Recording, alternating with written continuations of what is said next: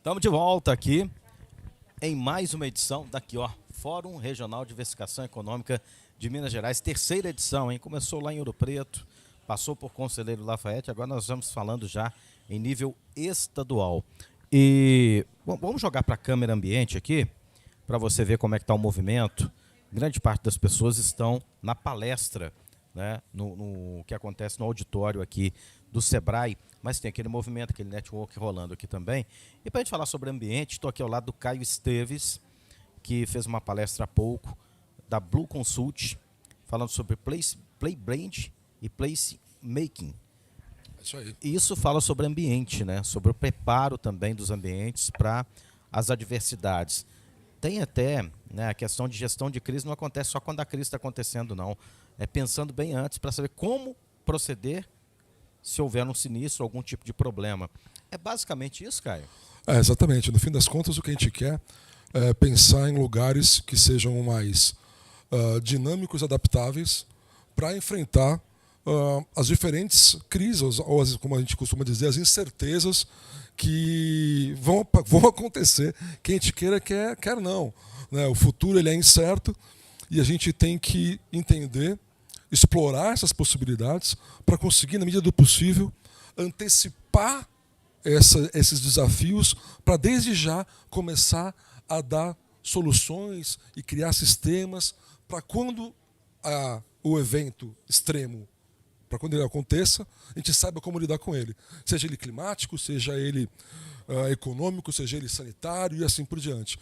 Né? Então, a gente fala, no fim das contas, a minha palestra foi bastante sobre isso, por mais que ela tenha o tema Place Brand e Place Making, a abordagem que a gente estava discutindo é da chamada cidade antifrágil, que é o que a gente quer como objetivo final, que é um lugar dinâmico, adaptável, preparado para lidar ou para evoluir a partir das crises dos eventos extremos. E o Place Brand e Place Making, assim como o futurismo estratégico, são os caminhos, as abordagens, os métodos para que a gente alcance esse objetivo final, que é ter um lugar onde as pessoas possam exercer sua plenitude e que, por sua vez, que o lugar não fique frágil, não fique, ou que entre em colapso frente a um evento extremo de qualquer natureza. Bem, o avião foi feito para voo cruzeiro, mas também preparado para turbulências. Né? Exatamente.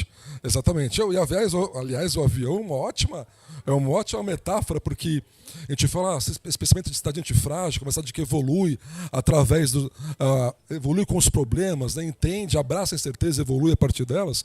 E pode parecer um conceito um tanto abstrato, mas a aviação comercial é o segmento que melhor trabalha com esse conceito. A gente tem uma única certeza, a partir de uma vez que aconteceu um acidente, a única certeza que a gente tem é que, uma vez que saiu o relatório de investigação do acidente, voar fica automaticamente mais seguro. Porque eles podem ocorrer outros erros, outros problemas, mas aqueles que aconteceram nunca mais vão acontecer de novo. Ou seja, a aviação comercial é um exemplo clássico de um segmento antifrágil. Então, o que a gente quer para as cidades, o que a gente discute para as cidades, é essa ideia de você conseguir criar sistemas que sejam, não só sobrevivam, mas também evoluam a partir ou após eventos traumáticos extremos de qualquer natureza.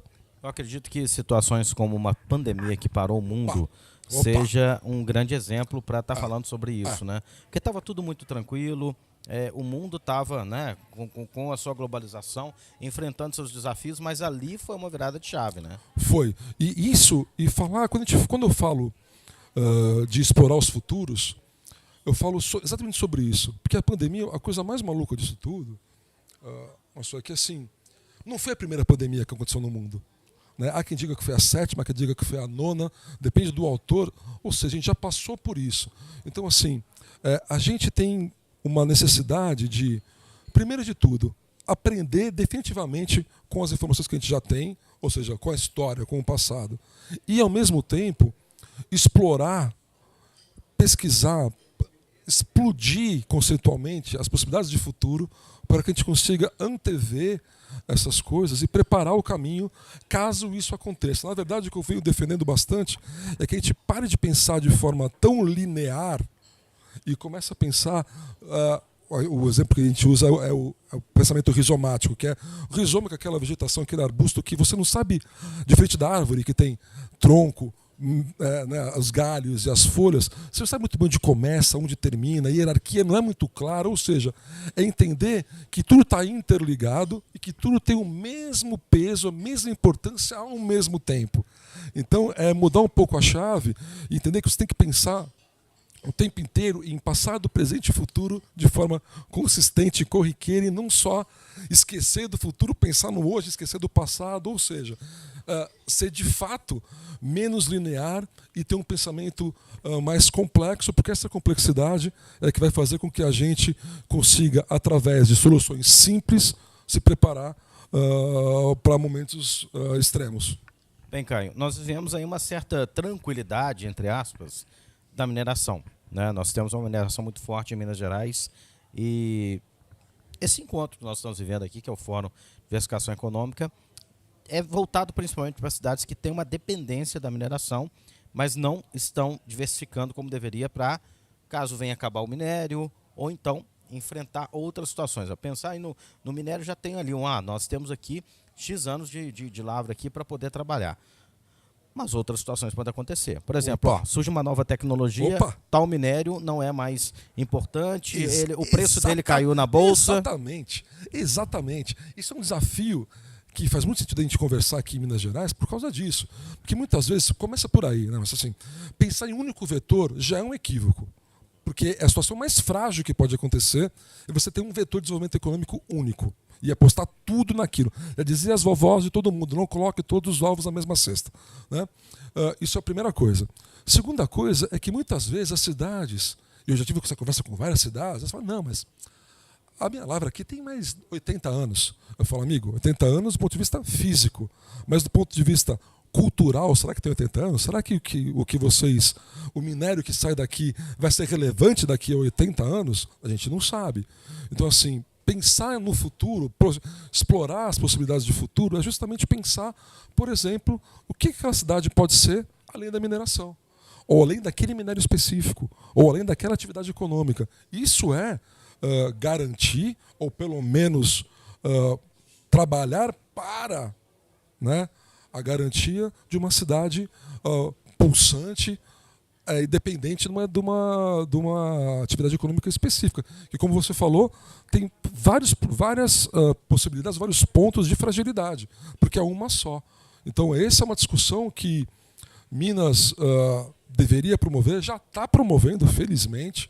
Eu participo de alguns projetos em cidades cuja mineração é um dos principais ativos, e as cidades estão entendendo que a gente precisa ir além desse vetor que é tão importante, tão robusto, né, tão relevante para a economia local, mas que a gente tem que entender, inclusive, usar esse próprio cenário econômico positivo que a mineração, quando está no seu auge, é capaz de promover nas cidades, para começar a desenvolver outros vetores para no momento onde essa mineração possa cair, possa entrar em declínio.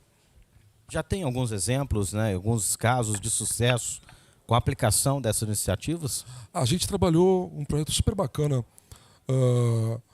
em Paracatu, que é uma cidade mineradora, mas que começa a ter uma visão já de fim da mineração, ou seja, para onde que pode ir quando a mineração acabar, que ainda não é uma coisa agora, mas enfim, já está começando a olhar para isso. A gente está começando a trabalhar na própria Mariana, que é o que a gente pode fazer além do que já existe hoje como vetor econômico. Então tem alguns trabalhos em curso. Assim, Paracatu é um bom exemplo, que é uma cidade muito simpática, culturalmente riquíssima, e que está entendendo que a cultura, a gastronomia são elementos que podem ser tão relevantes quanto a própria mineração, e podem no futuro de longo prazo, inclusive tentar equilibrar esse jogo para que a cidade continue sendo relevante como ela é hoje. Caio, o primeiro passo a ser dado é mudar essa cultura, porque nós temos cidades vivendo essa realidade, bem próximo aqui de Belo Horizonte, né? Já temos muitas cidades vivendo essa realidade de ter uma grande receita, mas não ter grandes iniciativas para diversificar sua economia. Mas essa cultura, né, esse comodismo, é a principal barreira nesse momento? É. A gente brinca que tem o mundo como um todo, ele tem um pensamento que é presentista. Ou seja, eu me preocupo com o hoje, e meu hoje está garantido, eu não entro muito na reflexão, na discussão sobre o futuro. Porque pensar sobre o futuro dói, né? Dá trabalho. Nem sempre o que vai se deslumbrar num exercício de futurismo estratégico é positivo. Você vai ter embates com possibilidades que são trágicas. Mas é esse embate, é essa reflexão que vai fazer com que você consiga se preparar para caso isso aconteça. E outra coisa que eu acho muito, muito importante nessa discussão é que explorar os futuros é também não só se preparar para o que de ruim pode acontecer, mas é discutir qual é o meu futuro preferível, ou seja, qual seria o cenário onde a minha cidade estaria vivendo a sua plenitude, ou seja, qual que é o lugar como é esse cenário onde eu quero chegar. Eu já refleti sobre isso, mas eu não consegui refletir sobre isso, eu nunca vou saber como alcançar ou como chegar nele. Eu fico trabalhando para resolver pequenos problemas e esqueço um cenário maior, que é, eu tenho a capacidade, eu tenho a potência para ser desse jeito. E às vezes eu esqueço e vou ficar o tempo inteiro trabalhando nas periferias do problema, porque eu não consegui parar por uma questão cultural, eu concordo com você, para entender o que a minha cidade é capaz de ser, capaz de fazer. Bem, outro problema que nós vivemos, nós tivemos uma situação assim que ganhou manchete no mundo inteiro, que é uma questão climática ambiental do sul do país, né? Então, assim, é algo pontual, que foi para uma região, mas também um objeto de estudo bem interessante para dar uma qualidade de vida para as pessoas. Claro, está diretamente ligado com tudo isso que a gente está falando. Eu abri minha palestra falando sobre isso, né? Sobre o chacoalhão que a gente tomou em 2020 com a pandemia e o outro 2024 com as enchentes no Rio Grande do Sul. E nenhum dos dois eram cisnes negros, né? Ou seja, eram coisas que eram impensáveis, imprevisíveis. A gente já sabia que isso podia acontecer, mas é a nossa dificuldade de se preparar para algo que está um pouco além do nosso campo de visão atual, presente, no dia a dia. Mas discutir, infelizmente, a gente viveu um exemplo que comprova a necessidade de se discutir tudo isso, porque, mas tem lugar no Rio Grande do Sul que está discutindo mudar a cidade inteira para outro lugar, porque não consegue imaginar uma forma de reconstruir naquele mesmo lugar onde a cidade foi afetada. Então, quer dizer, olha o impacto que isso tem. Olha como a gente tem que pensar os desdobramentos, a evolução e para onde vai a nossa cidade, porque esse tipo de coisa pode acontecer. E, infelizmente, isso deixou de ser um exercício conceitual para ser algo que a gente está tendo que lidar agora. Já está em curso. Né? Não só a parte de assistência, mas a parte de reconstrução e entender como essa reconstrução vai se dar para que isso não volte a acontecer. E agora a gente tem que entender, vamos ver se a gente aprendeu a lição, e começa a pensar não só na enchente, mas também na seca, também no incêndio, também em problemas sanitários, porque senão a gente vai ficar o tempo inteiro. E essa é a diferença clássica entre explorar o futuro e ficar olhando só para o passado. A gente tem que aproveitar. É horrível falar aproveitar a oportunidade diante do cenário de calamidade. A gente tem que, a partir desse ponto de inflexão trágico, entender que a gente tem que errar erros novos. Entendeu? Então, assim, não dá para agora. Então agora eu entendi que eu tenho que pensar na cidade para isso, então agora eu vou preparar a cidade totalmente para enchente. Mas daqui a um ano não é enchente, é a seca. O que faz? Eu sofro igual. Eu preparei o tempo inteiro. Eu falo isso porque eu, sendo de São Paulo, a gente passou, nem se compara em escala, intensidade, mas a gente se preparou durante anos para as enchentes, porque São Paulo chovia muito e enchia tudo. Aí fizeram um monte de piscinão, um monte de coisa, e de repente a gente teve 2 ou 3 anos de seca gravíssima e que ninguém tinha que racionar a água, lugares que não tinham fornecimento de água, bairros que ficaram semanas, dias sem água. Aí você pergunta, mas a gente está preocupado com a chuva. Então, amigo, não pode se preocupar só com a chuva. Pediu tanto para parar de chover que parou mesmo. Parou. Exato, rezou tanto para parar de chover que parou de chover de verdade. Então, assim, a gente tem que entender que não dá mais para... Não é só uma coisa que pode acontecer, a gente tem que estar preparado para a incerteza como um todo. E por mais que a gente não vai conseguir, evidentemente, prever os cenários, a gente tem que, minimamente, explorar as possibilidades para ter o máximo possível desses cenários minimamente imaginados, para conseguir criar algo que seja capaz de dar o mínimo de resposta. E as pessoas falam para mim, às vezes, cara, você quer que a gente comece a fazer obra para 10 cenários diferentes? Não, não é obra. É você criar modelos mentais e sistemas de atuação que muitas vezes não requer uma construção, um tijolo, é só um processo interno de governança, de gestão, de formas de lidar com a crise, que são mecanismos que, uma vez necessários, são postos em prática. E, de novo, exemplo do Rio Grande do Sul. Um dos principais problemas do Rio Grande do Sul foi que não conseguia chegar, foi de logística. Não se conseguia chegar com a doação e com o alimento, com as necessidades básicas nas pessoas. Essa é uma coisa que dá para ter pensado antes. Uma vez diante de uma crise climática, qual é a logística que a gente pode disponibilizar? Qual é o modelo de governança que eu posso ter? Como que o governo do Estado se descentraliza para atuar numa área específica que vai ter problemas de inacessibilidade? São modelos que são conceituais, não requer nada de construção ou de hardware. É uma questão de entender a organização. E a gente precisa começar a aprender com esses problemas e começar a desenvolver esses processos. Conversamos aqui com o Caio Esteves, que apresentou aqui uma palestra realmente para reflexão.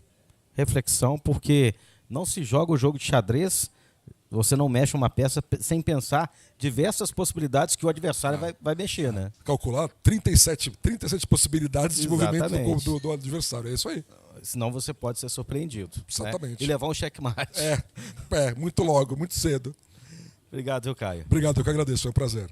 Você pode acompanhar os nossos podcasts também, todas as informações deste Fórum de Desenvolvimento Econômico, e é claro, né, esse fórum também que fala sobre a diversificação econômica que acontece aqui no Sebrae pelas redes da Federaminas, que é a promotora do evento, e também pelas redes do Fórum. Então pode acompanhar, porque tem muito assunto bacana, muitos temas bem legais, como esse agora debatido aqui com o Caio, que faz você pensar um pouquinho na sua forma de agir e na forma de agir da sua comunidade.